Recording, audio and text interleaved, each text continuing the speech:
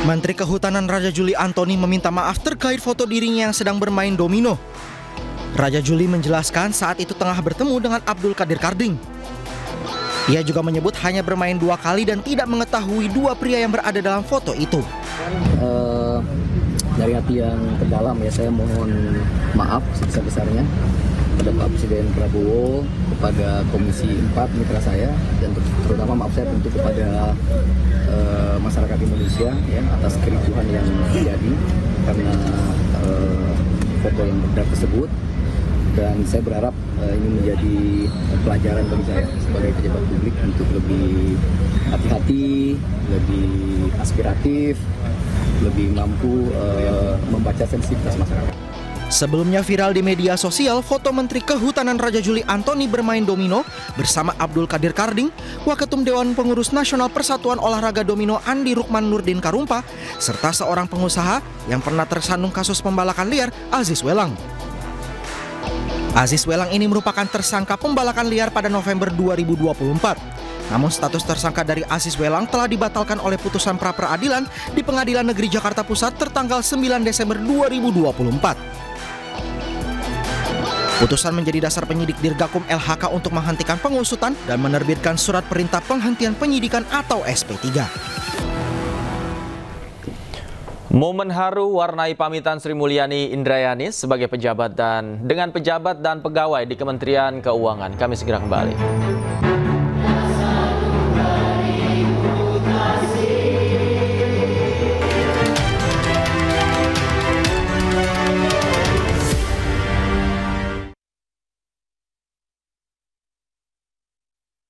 Itu pisang goreng. Dibakar loh. Gak beli cemilan manis kan? Bawel, karena mama diabetes. Makanya, aku yang jagain mama. Tenang, mama gak akan bebanin kamu. Kan udah pakai Tropicana asli. Manis tanpa beban, jaga masa depan. Lidah orang Indonesia itu sukanya yang gurih. Makanan sih banyak. Emang ada ya kopi gurih? Ada, Creamy Latte. Dibuat dari kopi grade Brazil, gurih susu New Zealand.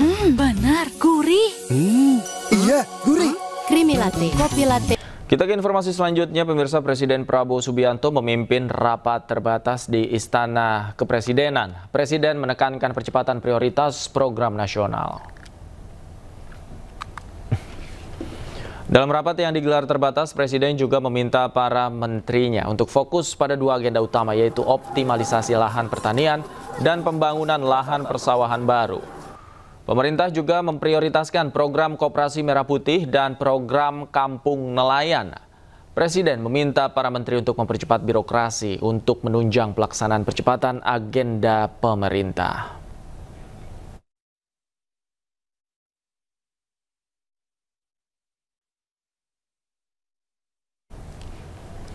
Dan untuk mengetahui informasi selengkapnya, kita langsung bergabung dengan jurnalis iNews Kevin Pakan di Istana Kepresidenan Jakarta. Selamat malam, Kevin. Seperti apa poin-poin hasil rapat terbatas di Istana hari ini?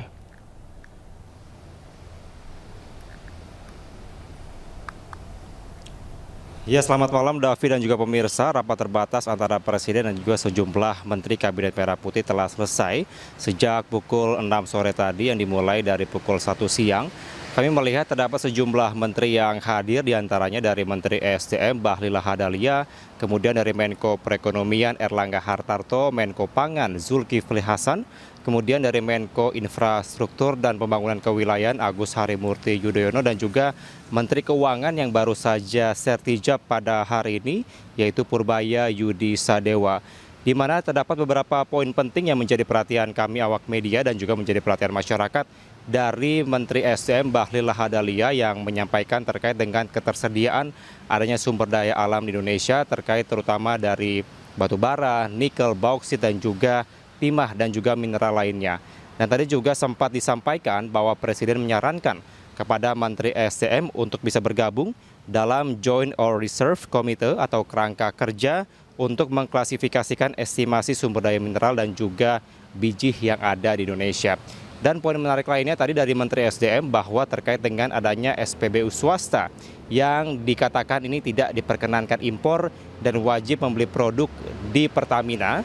Tadi pihak dari Menteri SDM menyampaikan bahwa hal itu tidak benar karena sampai dengan saat ini untuk kuota impor di tahun 2025 yaitu mencapai 110%. Maka diharapkan dari pihak SPBU swasta dapat berkomunikasi lebih lanjut dengan pihak pemerintah. Kemudian tadi juga menjadi perhatian kami dari Menteri Keuangan yang kami pantau bahwa memang merupakan ratas pertama yang dilaksanakan sebagai Menteri Keuangan setelah sertijab pada hari ini. Tadi pihaknya yaitu Purbaya Yudi Sadewo menyampaikan beberapa hal terkait dengan pembangunan dan juga percepatan perekonomian yang ada di Indonesia. Dan juga poin menarik lainnya terkait dengan adanya potensi inflasi. Dari Menteri Keuangan yang baru menyampaikan bahwa perlu dilihat terlebih dahulu terkait dengan potensi dan juga aspek-aspek lain di pihak ekonomi sehingga baru bisa melakukan atau menetapkan apakah terjadi inflasi atau tidak. Dan yang terakhir yang menarik adalah terkait dengan sempat viral pernyataannya terkait dengan tuntutan 17+8. Pihaknya pada hari ini tadi meminta maaf kepada awak media melalui kami dan juga tentunya dapat menjadi perhatian agar berhati-hati ke depannya dalam berucap sebagai pejabat publik. Davi. Baik, terima kasih Kevin Pakan melaporkan langsung dari Istana Kepresidenan Jakarta. Selamat bertugas kembali. Dua mobil mewah milik mantan Wakil Menteri Ketenagakerjaan Immanuel Ebenezer dikembalikan ke Komisi Pemberantasan Korupsi pada Selasa sore. Juru bicara KPK, Budi Prasetyo, mengatakan pihaknya langsung menyita mobil mewah milik Noel itu ke dalam perkara kasus dugaan korupsi terkait pengurusan sertifikasi K3 di lingkungan Kemnaker.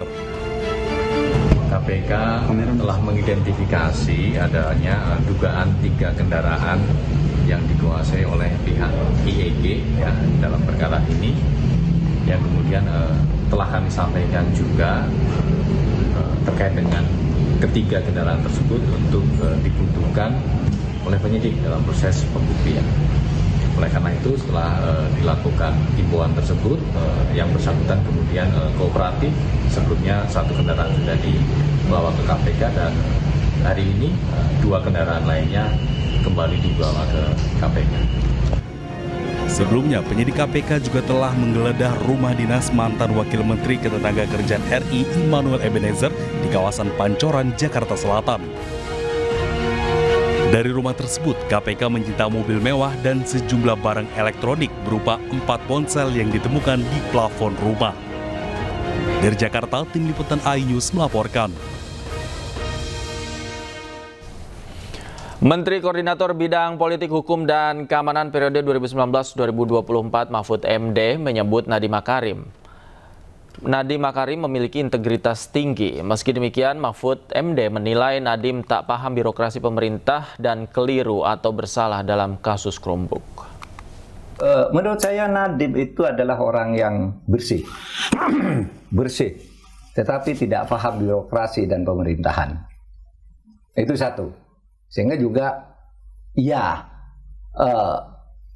bahkan ada yang bilang nih, seorang petinggi besar itu mau ketemu Pak Nadiem nggak bisa, berkali-kali daftar nggak bisa. Lalu di mana? Ditemui di kantor, di hotel, karena konon dia nggak ngantor di kantornya, ditemuinya di hotel. Mantan pejabat tinggi lah, antara orang nomor 1 nomor 2 lah gitu. Itu yang bilang kayak gimana tuh Pak Mahfud, saya mau ketemu. Nggak bisa. Sesudah berkali-kali minta diterima di hotel, bukan di kantor. Nggak pernah juga. Jadi para rektor tuh curhat ke Bapak ya? Iya, dia berpikirnya taktis saja. Bahwa ini kayak ngatur bisnis, ojek dan sebagainya. Itu gitu. Padahal birokrasi kan tidak begitu. Nggak paham ya. Bahwa dia bersih itu ya. Tetapi dalam kasus ini yang sekarang jadi tersangka Chromebook, itu memang sebersih apapun tetap keliru Chromebook itu, karena sebelum dilantik sebagai menteri dia sudah berbicara tentang itu di sebuah grup WA yang sekarang ada di tangan Kejaksaan Agung untuk kerjasama Chromebook dengan Google ini. Sudah ada grup WA-nya dan bahkan di situ katanya Nadiem itu sudah disebut Mas Menteri. Yeah. Di dalam grup sebelum dia jadi menteri sudah disebut Mas Menteri oleh calon staf khususnya. Iya, wah Mas Menteri gitu. Berarti sudah tuh bayangan ke situ. Padahal Chromebook itu satu ketika diajukan ke menteri sebelumnya ke Pak Pak Muhadjir. Tidak respon, artinya ditolak, tidak perlu responin, tidak benar. Kenapa? Karena Chromebook itu sudah dipakai di Malaysia tahun 2013 dan justru dihentikan tahun 2019 karena dianggap tidak bermanfaat. Malah di kita diteruskan. Nah, itu yang menyebabkan bagi Kejaksaan Agung itu barangkali itu mens rea. Sementara itu, kuasa hukum Nadiem Makarim Hotman Paris Hutapea menegaskan tidak ada bukti markup harga dan upaya perkaya diri Nadiem. Tuduhan Kejaksaan Agung mengada-ngada. Kejaksaan bahwa katanya ada markup. Katanya ada markup dalam pengadaan laptop tersebut. Markup ya. Kalau markup kan berarti harganya nggak wajar kan? Oke. Kami tidak mau berspekulasi, yang jelas sampai hari ini tidak ada 1 sen pun uang yang mengalir atau kata saksi diberikan kepada Nadiem. Sekali lagi, tidak ada 1 sen pun baik dari segi bukti rekening bank maupun dari segi saksi yang menyatakan Nadiem pernah terima uang. Tidak ada. Jadi persis sama dengan kasus Tom Lembong.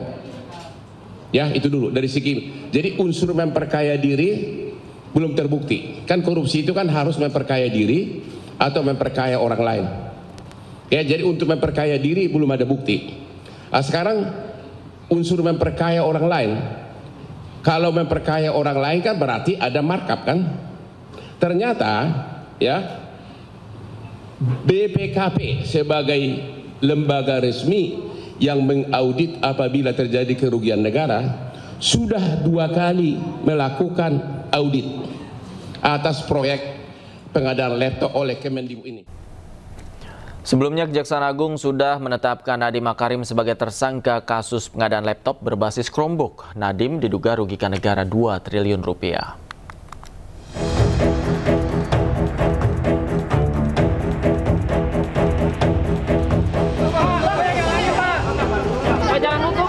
Kejaksaan Agung menetapkan Nadiem Makarim sebagai tersangka dugaan korupsi pengadaan laptop berbasis Chromebook.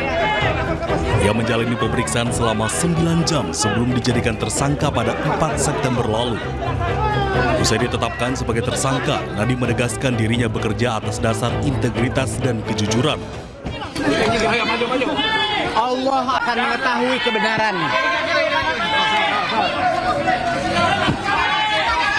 Bagi saya, seumur hidup saya, integritas nomor 1. Kejujuran adalah nomor 1. Allah akan melindungi saya. Insya Allah.